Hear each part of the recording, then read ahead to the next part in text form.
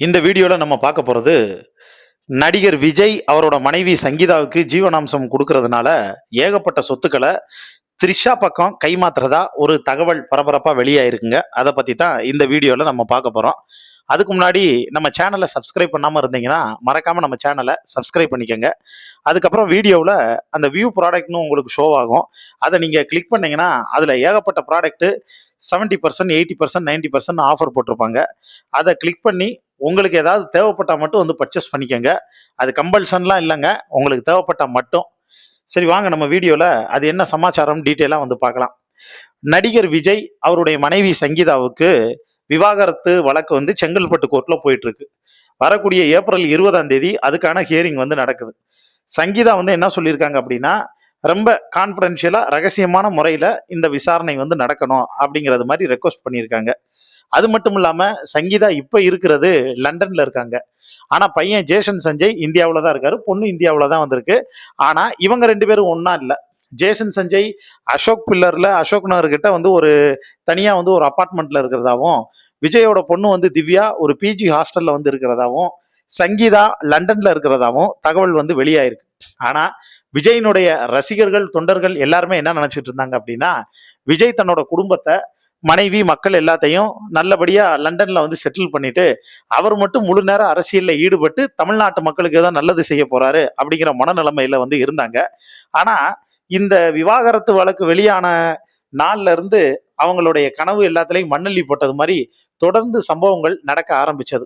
அது வரைக்கும் விஜய்க்கு சப்போர்ட் பண்ணி பேசிக்கிட்டு இருந்த நிறைய விஜயனுடைய ரசிகர்களா இருக்கட்டும், தொண்டர்களா இருக்கட்டும், அவங்க கட்சிக்குள்ள இருக்கக்கூடிய பெண் நிர்வாகிகளாவே வந்து இருக்கட்டும், அவங்க எல்லாருமே விஜய கிளிகிளின்னு கிளிக்க ஆரம்பிச்சாங்க.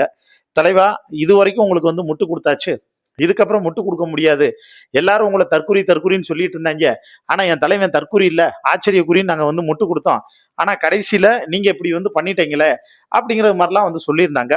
பொதுவாவே விஜய்க்கு வந்து ஒரு பழக்கம் இருக்கு. எந்த ஒரு சம்பவம் நடந்தாலும் அதுக்கு உடனே ரியாக்ட் பண்ண மாட்டாரு. அதுக்கு ஒரு ஸ்கெட்ச் போட்டு பக்காவா ஆற அமர அதை எப்படி மூவ் பண்ணலாம் அப்படின்னு அதை வந்து ஒரு சினிமாட்டிக்கா தான் வந்து மூவ் பண்ணுவாரு. இங்கேயும் கிட்டத்தட்ட அப்படித்தான். ஏன்னா கரூர் விவகாரத்துல 41 பேர் வந்து இறந்தது எல்லாருக்குமே வந்து தெரியும். ஆனா அப்ப அங்க பக்கத்திலே வந்து இல்லாம போன விஜய் அதுக்கப்புறம் என்ன பண்ணாருன்னா, ஒரு ஒரு வாரம் கழிச்சு, ஒரு 40 நாள் கழிச்சு உட்காந்து ஒரு வீடியோ போட்டு தன்னுடைய ஆழ்ந்த இரங்கல்லாம் வந்து பார்த்தோன்னா தெரிவிச்சிருந்தாரு. ஆனா அதே நேரத்துல பல கட்சியில வந்து இருக்கிறவங்க விமர்சனங்கள் எல்லாமே வந்து வச்சாங்க. ஒரு தலைவன்னா யாருன்னா தெரிச்சு ஓடுறவன் தலைவன் இல்ல, அந்த பிரச்சனை நடக்கிறப்ப அங்க பக்கத்துல வந்து நிப்பான் பாரு, அவன் தான் நல்ல தலைவன், நீ நல்ல தலைவனா அப்படிங்கிற மாதிரிலாம் விமர்சனம் வந்து வச்சாங்க. இது ஒரு பக்கம் போயிட்டு இருக்கக்கூடிய சூழல்ல சமீபத்துல விஜய் வந்து 2 விஷயம் பண்ணாரு. அந்த 2 விஷயம் தான் அதிகமா பரபரப்பா வந்து பேசப்பட்டது. அதாவது மகளிர் தினத்தப்ப அவர் பேசும்போது, எனக்கு நிறைய பிரச்சனை வந்து போய்கிட்டு இருக்கு, அதை பத்தியெல்லாம் நீங்க எதுவும் வந்து ஒரி பண்ணிக்காதீங்க, நான் பாத்துக்கிறேன். ஏன்னா அதனால நீங்க ஹர்ட் ஆகுறீங்க, நீங்க ஹர்ட் ஆகுறத பார்த்து நான் வந்து ஹர்ட் ஆகுறேன்.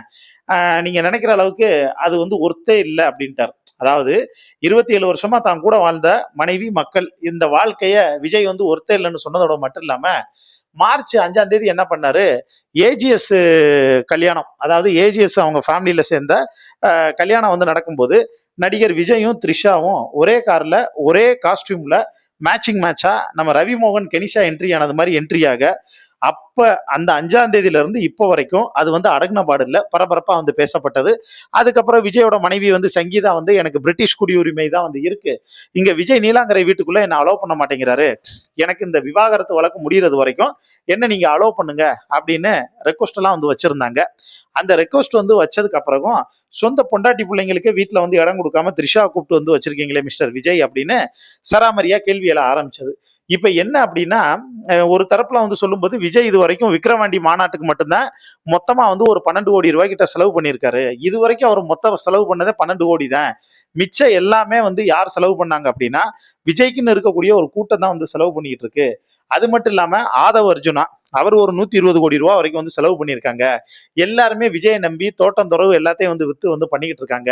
இந்த எலெக்ஷன்ல மட்டும் விஜய் வந்து புட்டுக்குச்சுன்னா அவ்வளவுதான் அப்படின்னு பல பேரும் ஒரு பக்கம் விவாதத்தை வந்து எழுப்ப, அதை வந்து விமர்சனம் செய்ய, அரசியல் விமர்சகர்கள் நடுநிலையாளர்கள் வந்து பேச, இது ஒரு பக்கம் இருக்கக்கூடிய சூழ்நிலையில இப்ப நடிகர் விஜய் என்ன பண்ணியிருக்காருன்னா, இப்ப செங்கல்பட்டுல வரக்கூடிய ஏப்ரல் 20ஆம் தேதி இந்த வழக்கு விசாரணைக்கு வந்து வர்றதுனால, சங்கீதாவும் ஜீவனாம்சம்ங்கிற விஷயத்துல ரொம்ப திட்டவட்டமா வந்து இருக்கிறதுனால, விஜய் தான் பேர்ல அதாவது ஏகப்பட்ட சொத்துக்கள் வந்து விஜய்க்கு இருக்கு. கல்யாண மண்டபத்துல இருந்து ஏகப்பட்ட ப்ராப்பர்ட்டி வந்து பார்த்தீங்கன்னா விஜய் பேர்ல வந்து இருக்கு.